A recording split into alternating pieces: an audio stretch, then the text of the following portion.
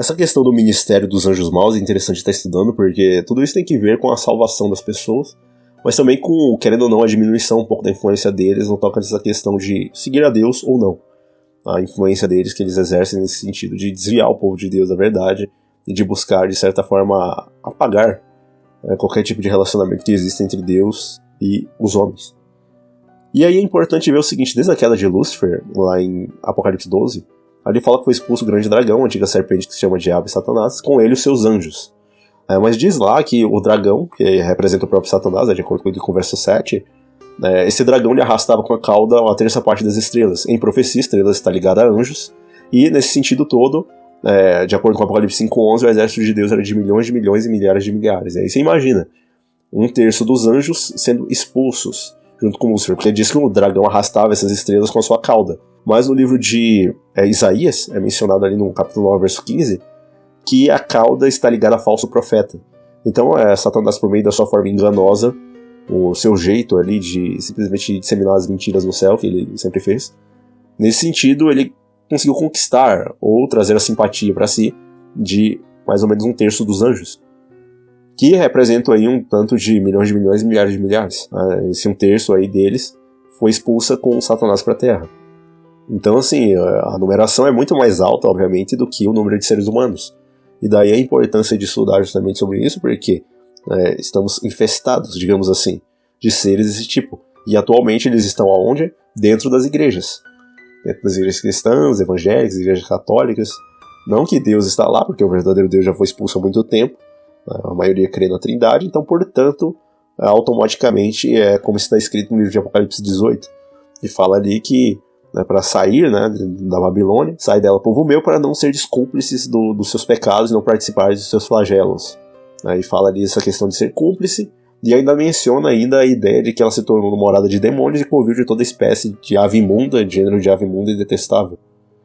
Então é importante entender o que está acontecendo, porque de fato, conforme o tempo vai passando, e esse tempo do fim vai discorrendo, a coisa vai ficando cada vez pior.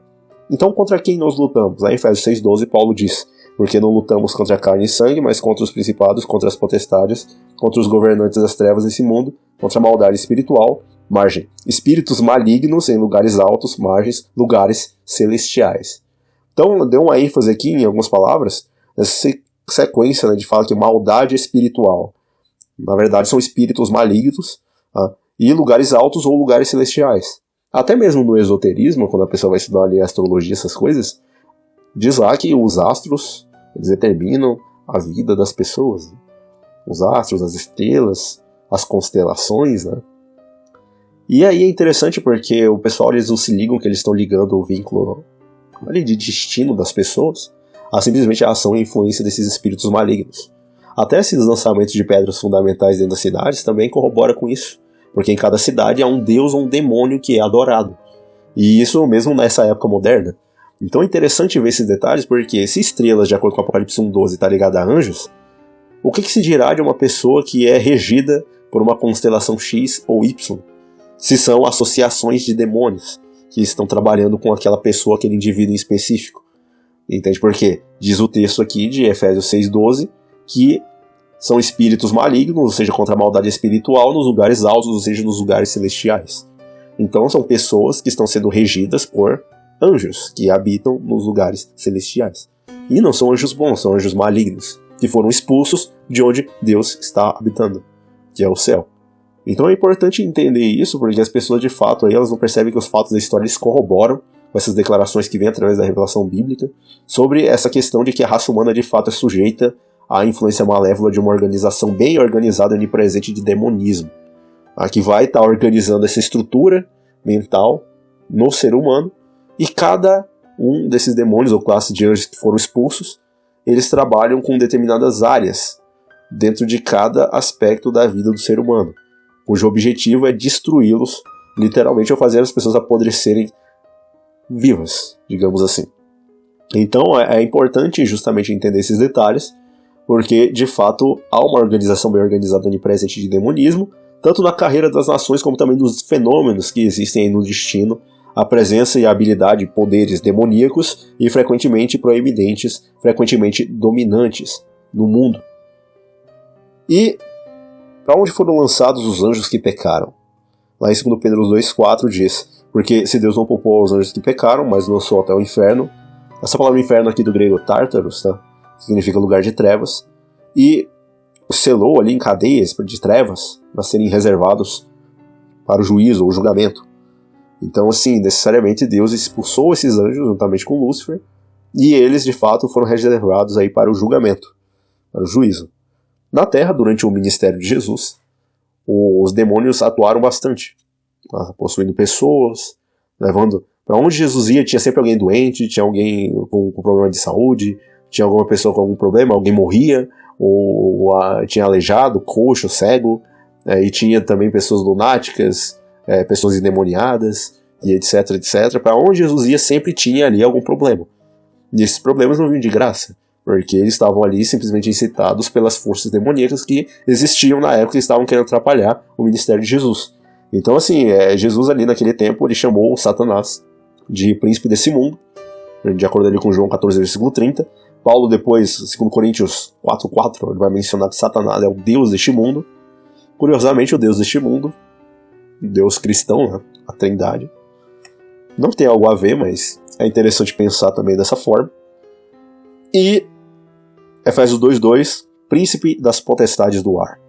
Então vai ser mencionado também esse aspecto. Agora, quão numerosos são esses espíritos iníquos ou anjos caídos? Marcos 5, verso 9. Ali falando acerca daquela expulsão magistral que Jesus fez de alguns demônios. E ele lhe perguntou: qual é o teu nome? E ele respondeu dizendo: Legião é o meu nome, porque somos muitos.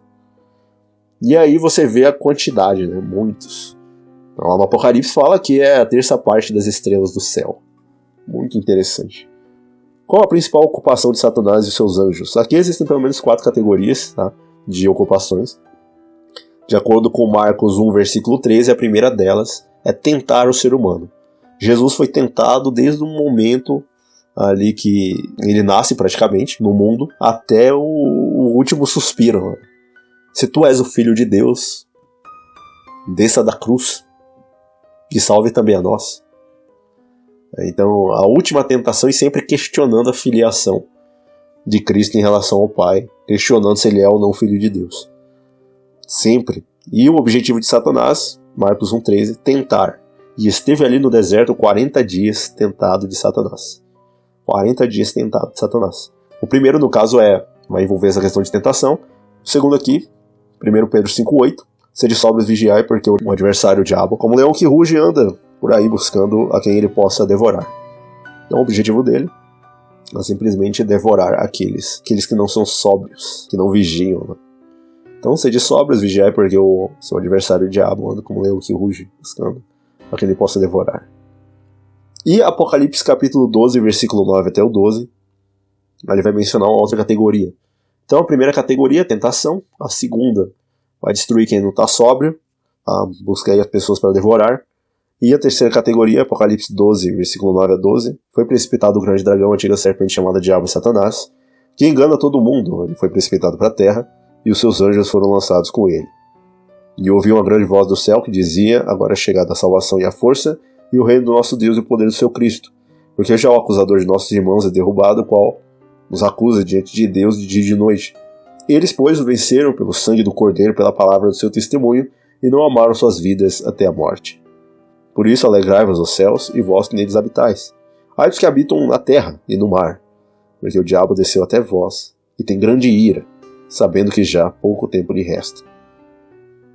Então, essa terceira aqui já vai envolver a questão da grande ira. Ele sabe que tem pouco tempo, portanto vai tentar usar os piores estratagemas possíveis para estar destruindo, então, o povo de Deus. Jesus também havia mencionado que o ladrão veio para roubar, matar e destruir. E de acordo com Apocalipse 16, versículo 14, tanto Satanás quanto os anjos ou espíritos de demônios, eles andam fazendo milagres e vão ao encontro dos reis da terra e de todo mundo para os congregar para a batalha daquele grande dia do Deus Todo-Poderoso. Então eles vão estar trabalhando com os reis da terra, com os líderes, os presidentes, né, os chefes aí das lojas que influenciam a política. Óbvio que vão estar trabalhando com eles diretamente. Então, em posse aí na palavra de inteligência e força, eles constantemente atacam o ser humano em cada fraqueza, cada avenida deixada ali sem tipo de proteção, por todos os meios, por todos os métodos sujos, eles tentam destruir, e aqueles que de fato eles conseguem fazer isso, eles deixam ali de atormentar. Mas enquanto a pessoa permanece de pé, eles inspiram os temperamentos malignos, despertam as paixões, tentam incutir má vontade, gerar malícia, inveja, impor, despertar paixões sombrias, cuidado, medo, desconfiança, engano, fraude e todas as formas de crime. Surpreendentemente, eles se divertem com um domínio criminal. Eles promovem a falsidade, incitam a vingança, ciúmes, brigas, furtos, roubos, incêndios, novos divórcios, planos de desfalques e instigação de assassinatos. Eles correm os bares e também os noticiários. Tudo no fim é como se fosse obra deles, mas os agentes são seres humanos, facilmente influenciáveis e emocionais. Então é bem interessante ver isso, que de fato a luta é bem grande, mas a maioria está despreparada para esse tipo de confronto. O que somos então admoestados pela palavra de Deus a fazer? Lá em Efésios capítulo 4, 26 e 27, diz: irai-vos, não pequeis, não se ponha o sol sobre a vossa ira, e deis lugar ao diabo. O foco é não dar lugar. Na vida de Cristo, ele nunca deu lugar a Satanás. Dizia ele: vem o príncipe deste mundo e ele nada tem em mim. Nada Satanás poderia encontrar em Cristo que o habilitasse a obter a vitória, porque Cristo não nutria nada nesse sentido de ter algum desejo pecaminoso acariciado. E essa é a condição que deve estar os 144 mil. Porque justamente eles não têm engano na boca, não estão contaminados com mulheres e, portanto, eles devem refletir perfeitamente a glória de Cristo. Então é importante entender esse detalhe aí, porque não dar lugar ao diabo é, obviamente, o segredo da vitória. E tudo isso baseado em Cristo, né, que nos dá o poder e a vitória por meio do seu nome. Então é muito importante entender esse detalhe aqui, porque de fato a maior parte das pessoas elas acabam dando lugar a Satanás em alguma área da vida. Isso é um problema.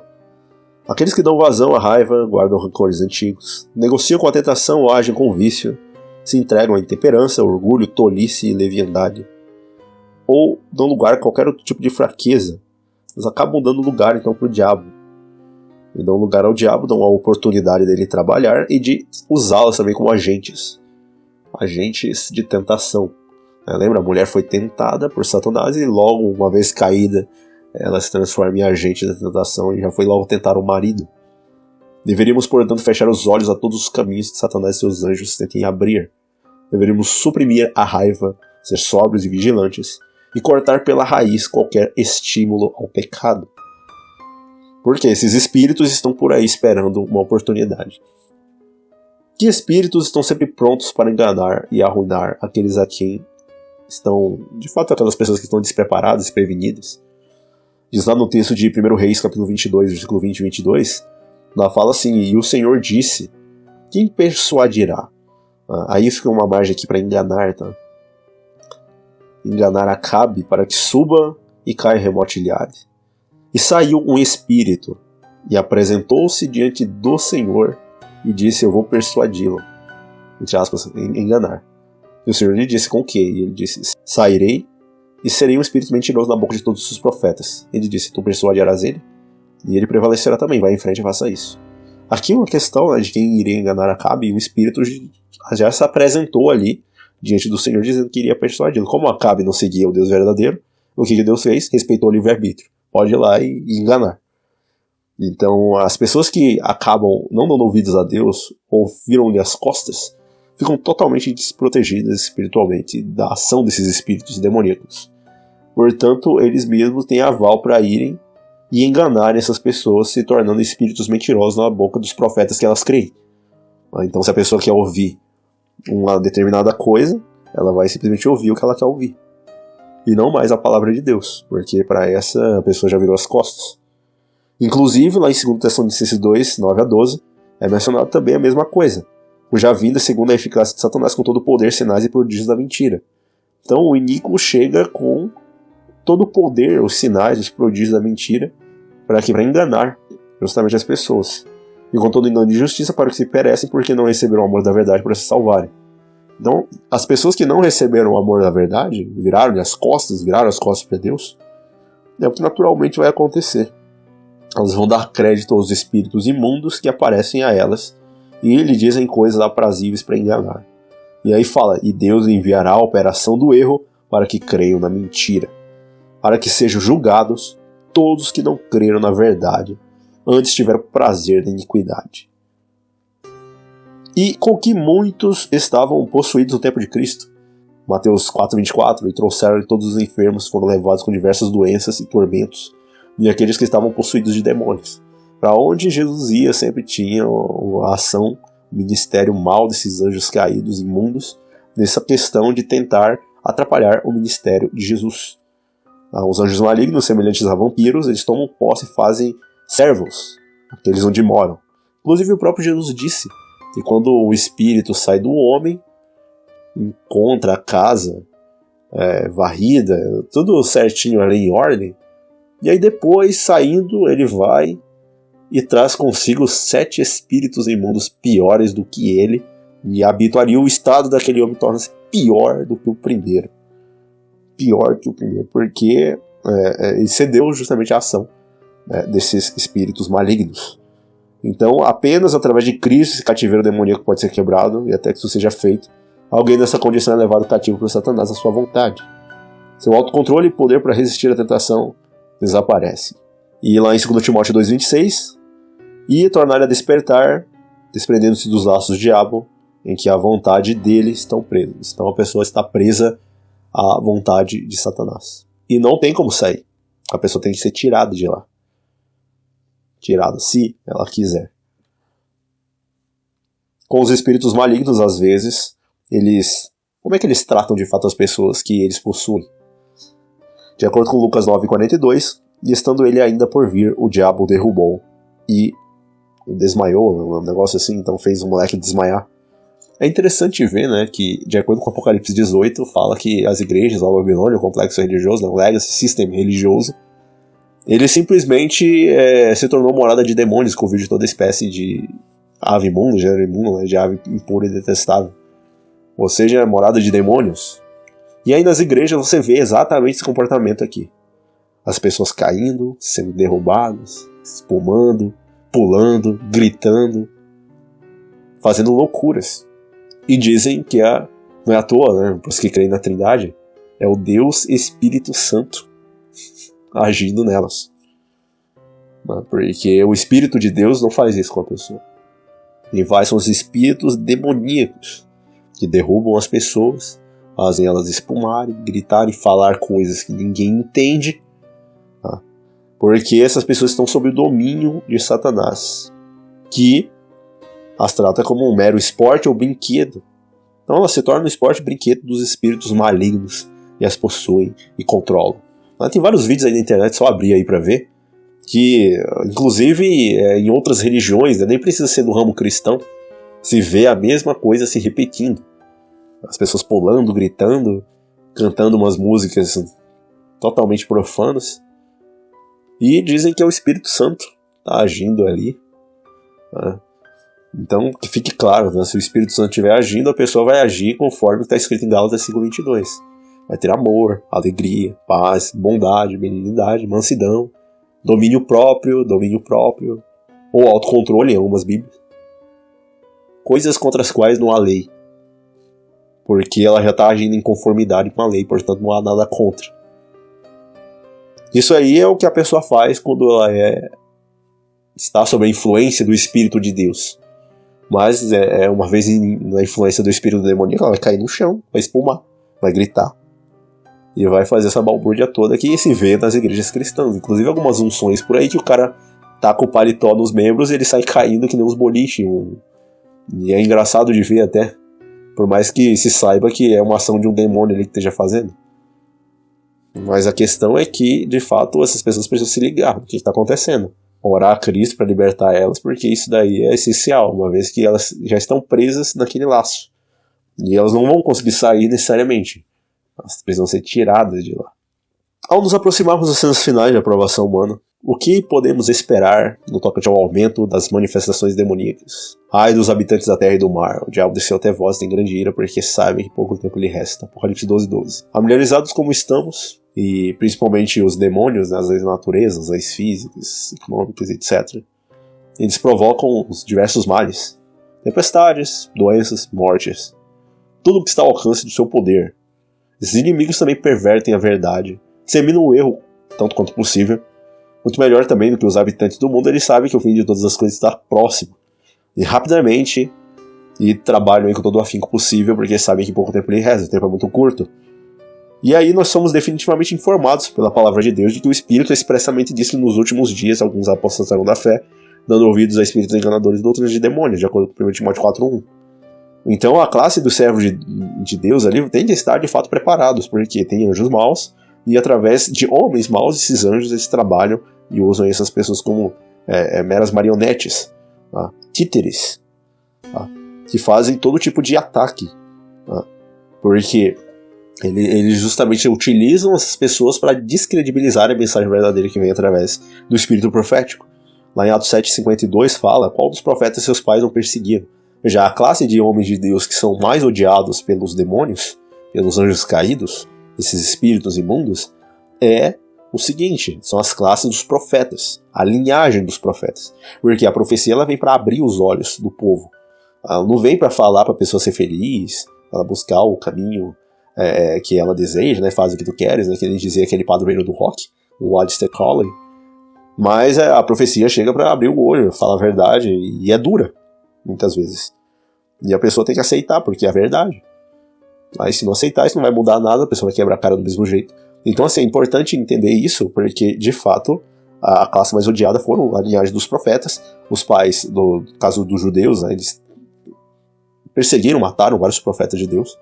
Inclusive Jesus numa parábola tinha dito: vocês, não assim propriamente vocês, né, mas dava esse indicativo na parábola, vocês matam os servos e aí depois querem matar o filho e ainda receber a herança, né? Então é interessante ver até mesmo essa linguagem, porque a classe dos profetas foi muito odiada. Uma boa parte dos mártires ali foram considerados hereges, entendeu? A primeira acusação era heresia, né? Paulo foi chamado de sectário, né? Atos 24:14, né? O caminho ao qual chamam seita, assim eu sirvo ao Deus dos nossos pais, né? Acreditando em tudo que está escrito na lei e nos profetas. Então até mesmo o pessoal do romano ali acabou detonando Paulo, dizendo que Paulo era sectário, porque seguia a tal seita dos nazarenos. Então a classe dos demônios é muito voraz com essa questão aí dos profetas, porque eles odeiam o princípio, o próprio espírito de profecia, e qualquer um que se proponha a falar desse tipo de tema. Porque de fato a profecia, né, de acordo com Provérbios 29, versículo 18, sem profecia o povo se corrompe, mas aquele que guarda a lei é feliz. Então, sem profecia o povo se corrompe. O que acontece quando o povo tem uma profecia? Quando o povo estuda a profecia, eles se edificam, porque a profecia ela serve para edificação, de acordo com o livro de 1 Coríntios. O dom de profecia faz isso, é a edificação da igreja, enquanto o de línguas é um dom menor. Então é importante ver esses detalhes aí, porque a classe dos profetas é a mais odiada. Tá?